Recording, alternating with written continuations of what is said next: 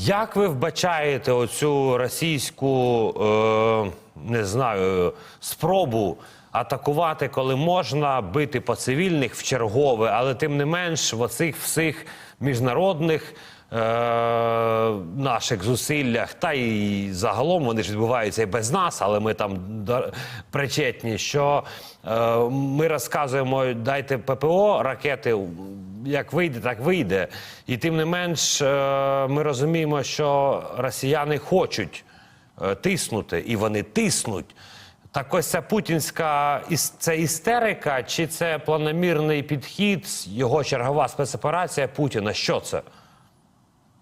Давайте зразу забудемо про те, що у когось є істерика. Путін – тварина, так, політична тварина, диктатор, кровавий вбивця, але точно не дурень. Він послідовно реалізує так звану доктрину Герасимова і наносить удари як по військовій, так і по цивільній інфраструктурі, навмисно створюючи якомога більше проблем для країни. Більше того, фактично вони копіюють стратегію, яка була використана нацистами під час атак на Велику Британію у Другу світову війну.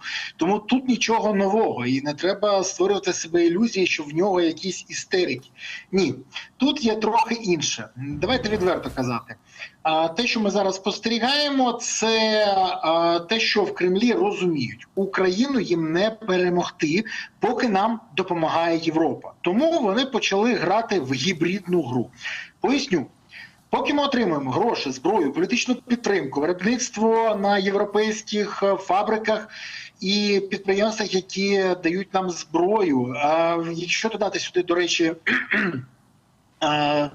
те, що нам Європа, окрім того, дає ще й дипломатичну підтримку, яка допомагає нам, а разом з цим одночасно є проблема у російського диктатора, це і паливна криза, і проблеми в економіці, і величезні втрати на фронті, і дійсно падіння мобілізаційних процесів, то все це показує тільки одне, що Путіну потрібно щось, щоб змінити тренд у суспільстві. Їм це напередодні виборів до Держдури, які будуть 20 вересня в цьому році. І ще йому треба змотивувати європейців відмовитись від підтримки України. Тому навіщо це йому потрібно? Щоб тиснути на них, а щоб вони тиснули на нас, і ми погодились вийти з Донбасу. Він же готовий закінчити тільки на Донбасі, але щоб ми вийшли. Ми ж не будемо виходити, і це теж зрозуміло. Тому він робить такі показові удари по цивільній інфраструктурі, робить такі злочинні удари. А що йому потрібно? Маленька, але переможна війна.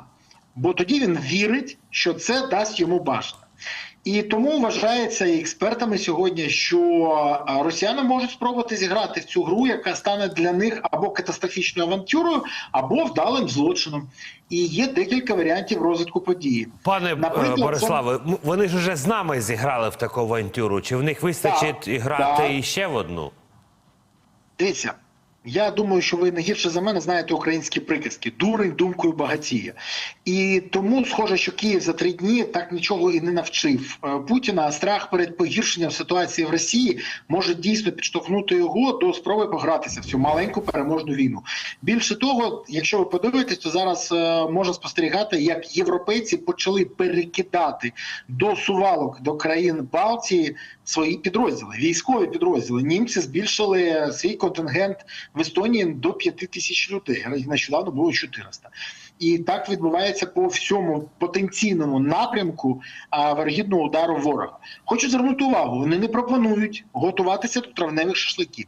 Вони не їздять кудись на Монблан покататися на лижах і бухнути трохи горілки в найближчому шинку. Ні, вони починають дійсно готуватися, тому що загроза така існує.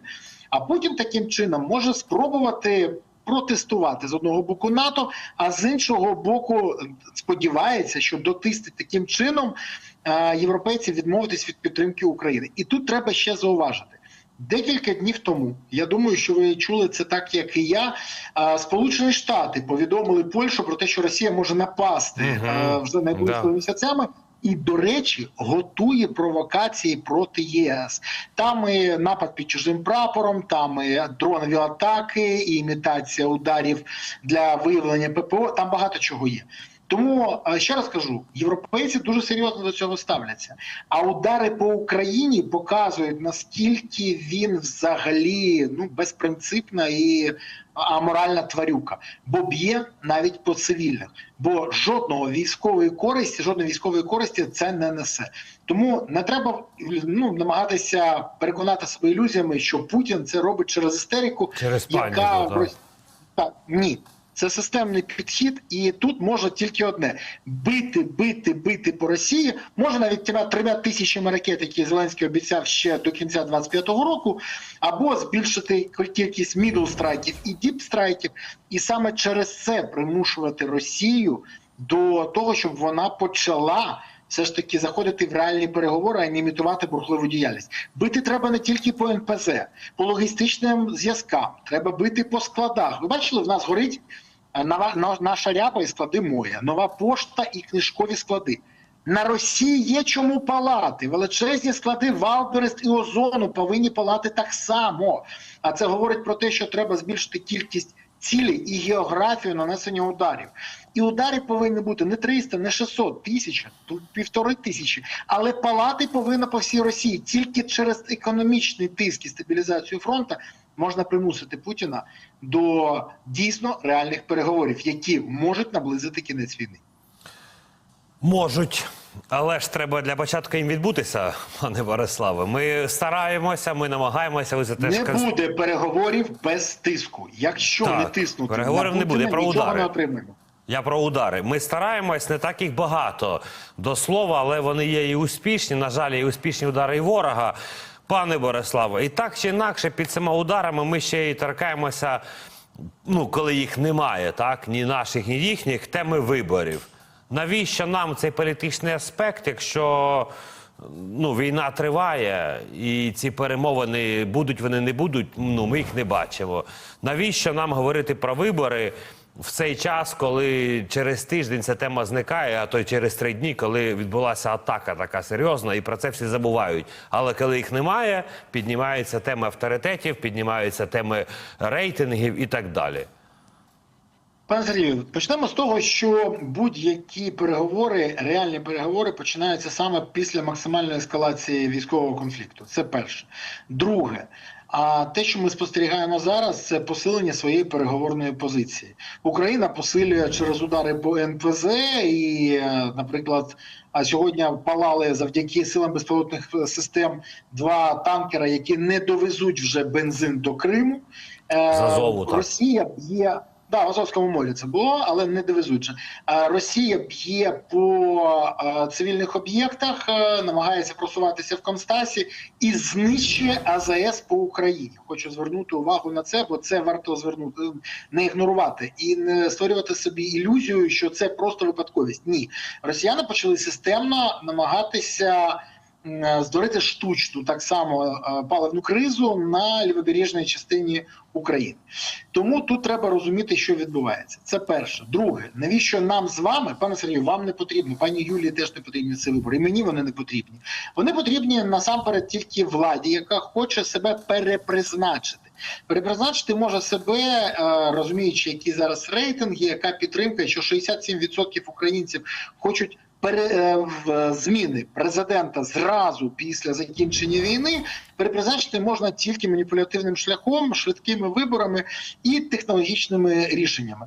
Але, скажімо так, ані вам, ані мені, нікому в Україні це не потрібно.